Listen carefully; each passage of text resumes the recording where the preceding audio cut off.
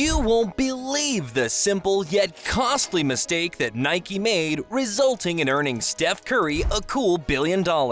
Once upon a time, Steph and Curry had a shoe deal with Nike. However, something happened that led to a change in their relationship. Since then, Curry has played a pivotal role in taking Under Armour from an afterthought to a serious competitor alongside brands like Nike and Adidas. Today, Curry's name is often associated with Under Armour, whether for better or for worse. But it wasn't always this way. The basketball shoe industry is dominated by the Nike and Jordan brands, together accounting for 97% of the US basketball shoe market. In fact, Nike has signed deals with 74 out of all NBA players, making them the go-to brand for most athletes in the league. It's no surprise that over 70% of NBA players wear Nike shoes, with the brand having 4 of the top 5 sneaker models worn by current NBA players. In addition to its market dominance, Nike has also secured some of the most lucrative endorsement deals in sports, with 11 of the 15 highest-paid deals being attributed to them. These deals include partnerships with superstars like LeBron James, Kevin Durant, Michael Jordan, Kobe Bryant, Kyrie Irving, and many more. Nike's influence, however, extends well beyond the NBA, as even during the 2012 Olympics, 11 out of the 12 players on the US men's team were signed with Nike, with the coach also having a deal with the Big Swoosh. Back in the day, Steph's close ties to Nike seemed to make it a natural choice for him to sign a shoe deal with the company. After all, not only did Curry's godfather Greg work for Nike, but Curry himself had been a longtime wearer of the brand, both while growing up and during his college years. As a highly touted draft pick, Nike often had first pick on players of Curry's caliber, making a deal with the brand the logical choice. Ultimately, Curry did sign with Nike, as many expected he would. Back in 2009, Steph Curry inked a 4-year shoe deal with Nike. Despite his recurring ankle injuries, Curry managed to put up impressive numbers during his first 4 years in the league. However, it was during the final year of his contract with Nike that Curry truly exploded onto the scene, putting together a sensational season that firmly established him as one of the NBA's elite players. In 2013, Steph Curry was beginning to make a name for himself in the NBA. The then 25-year-old point guard was already showing tremendous potential, but had yet to achieve many of the accolades that he's known for today. Despite not having won any of his 4 NBA championships, 2 regular season MVP awards, or even made a single All-Star appearance, Curry's performance that year was definitely a sign of what was to come. He dropped an impressive 54 during a game against the New York Knicks and set a new NBA record for the most three-pointers made in a season.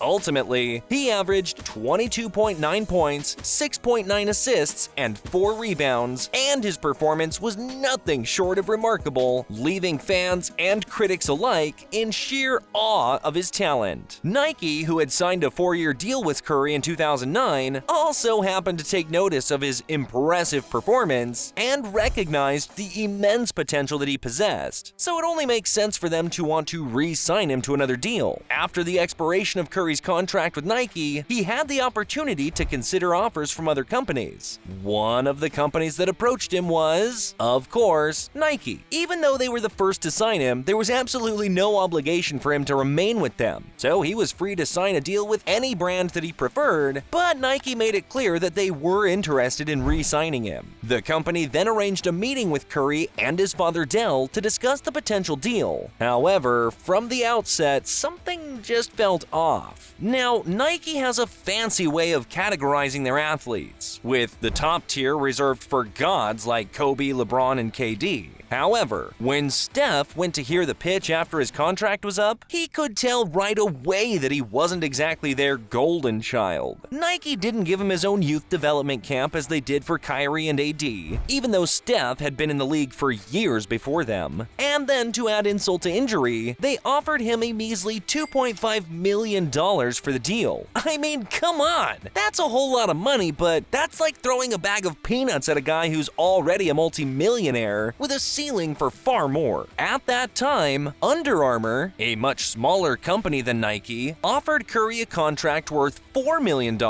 which, if you remember, was much higher than Nike's offer of $2.5 million. However, the situation worsened when during Nike's pitch to the Curry family, they used a slideshow that included a slide with Kevin Durant's name on it. Surprisingly, Nike used the exact same slideshow during Durant's pitch, but forgot to change the names. I know, it's hard to believe, but it's true. And that's not even the funniest part. During the Nike rep's pitch to Curry, the Nike rep, who was supposed to seal the deal, didn't even know the man's name. Dude, I kid you not. After 4 years of partnership, the guy straight up called him Stefan instead of Stefan. You can only imagine how that went down. Steph and his dad were not amused and promptly lost interest with Nike. Needless to say, Nike's deal went down the drain faster than a clogged toilet. But fear not, my friends. Under Armour swooped in like a superhero and rescued Steph from the jaws of defeat. Not only did they offer him a sweet deal, but they also knew how to pronounce his name. And trust me, folks, that's worth more than a bag of money any day. Now, Steph knew that he had made the right decision in joining Under Armour, because unlike other companies, he felt valued and actually appreciated. They treated him like a priority, not just another athlete. Oh boy, did that pay off. Under Armour gave Steph the creative freedom to do things that no other company would dare. He got to put his favorite Bible verse on his shoe for starters, but that's not all. They also gave him something that no major company had ever offered to an athlete before: partial ownership of the company. And let me just tell you,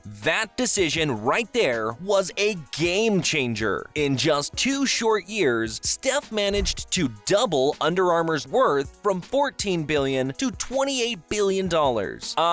You heard me right. Steph single-handedly transformed Under Armour into a powerhouse. It's funny how history repeats itself sometimes. When Under Armour first set its sights on Steph Curry, it took a page right out of Nike's playbook. You see, back in the 80s, Nike managed to lure Michael Jordan away from Adidas by infiltrating his inner circle. They didn't start by reaching out directly to MJ. Instead, they focused on the people who had the most influence on his decisions. For MJ, that meant reaching out to his parents and convincing them to set up a meeting. For Steph, Under Armour went through his teammate Kent Bazemore. They knew that if they could get Kent on board, he would be able to convince Steph to at least hear him out. And you know what? It worked like a charm. Kent gave Under Armour the in that they needed, and the rest, as they say, is history. Steph signed on with Under Armour and went on to become one of the most successful athletes of all time. The truth is, Under Armour knew they couldn't make the same mistake that Nike did, so they made Steph Curry an offer that he simply couldn't refuse. And believe me, he didn't refuse it. Under Armour's new deal with Steph is reportedly worth up to a cool $1 billion by the year 2024. Now, say what you will about the Curry shoe spicy reputation, but there's no denying that Steph's shoes are the hottest sellers of any active NBA player there is. Now, to be honest, Steph Curry is to Under Armour what Michael Jordan was to Nike. That's right, I said it. Curry and Under Armour are like 2 peas in a pod. It's almost impossible to think that there was a time when Nike had a shot at the future NBA champ, but they bungled that one in a hurry. It's truly amazing to me how just a simple mistake like mispronouncing an athlete's name can lead to a missed opportunity worth millions or billions. But that's exactly what happened when Nike failed to recognize the potential of a young Steph Curry. Despite this setback, Curry found success with Under Armour and made one of the best decisions of his career. From a modest $2.5 million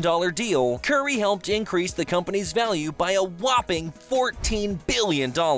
It just goes to show how a single partnership can change the course of a company's history. As for Nike, losing Steph Curry will forever be remembered as a colossal blunder, a lesson in what not to do in the business world. However, let's not dwell on their missteps. Instead, let's appreciate the savvy move made by Under Armour, who recognized Curry's potential and took all the necessary steps to bring him on board. I gotta say, that decision did pay off. With a $1 billion deal and ownership in the company, Curry has become the face of Under Armour and has helped increase their worth exponentially. Alright, I really hope you guys enjoyed, and as always, until next time.